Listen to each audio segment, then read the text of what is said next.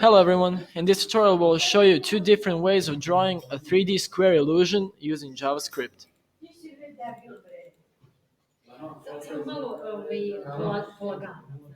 Okay. So your HTML should look something like this. Using Canvas, we created a base on which we'll draw our squares. Width and height are your choice, but we will need an ID which we'll use to identify our base. Also, we added a button using an input command. So now in style.css, we colored our base just to make it look nicer. Now we move to the JavaScript. First, we'll use lines to draw our squares. To do this, we'll need a function which we called square, but it's optional. Just make sure it's referenced in input. Afterwards, we created a variable called c, which is equal to document.getElementById square, so that we don't need to repeat it every time we use the canvas. The next variable is L. It is equal to c.getContext2d. This variable creates a coordinate system in which we'll draw the squares. L.begin_path begins our journey. For loop draws are, for loop draws are multiple squares, so that we don't have to draw each and every one of them manually. Now I'll let my friend explain the script. For a for loop, first thing you will need is to create a variable. In this case, variable I, which is equal to 0. Then we will have to define how big we want that I to grow. In this case, we want for the loop to stop when it hits 300, and then we will say how by what amount I will grow. In this case, we took 5. Next, in the for loop, we will write what is going to repeat. So the first thing we will need to do is to say where we want our path to begin with the command l.move to.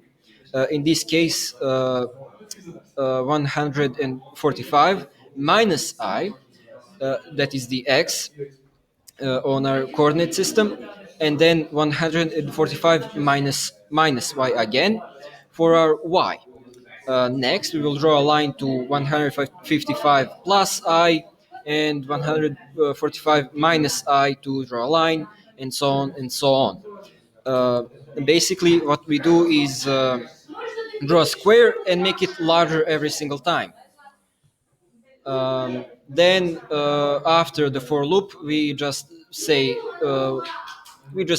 the color of the line, and we say L stroke to say that we want to finish our drawing. Okay, so the next function we will do is square2, which will draw squares in a similar way. We will get the same result, but we will use a different command. That is that one. So to do that, again we say we create variable c, which is equal to document get element by id square 2, and we create a variable l, which is equal to c dot get context 2d to create a grid, or a coordinate system. Next, we will begin our path, and again we will create a for loop, which will create a variable I, which is again equal to 0.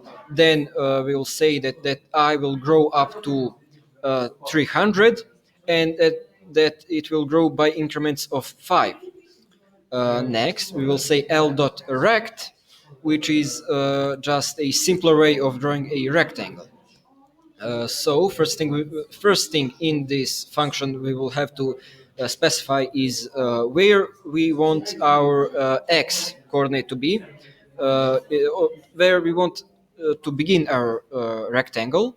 In this case, we want to begin it in x coordinates 45 145 minus I, and then we will continue. Then we will specify the y uh, coordinate, which is again 145 minus I, and then we will say how long we want the sides to be, which is 10 plus 2 times I, and 10 times plus 2 times I. Uh, okay, so that is the end of our for loop. Again, we just set the color but with stroke style, and we say that we want to finish our drawing. And that is it. That's how you get to these squares. Thanks for watching. Bye.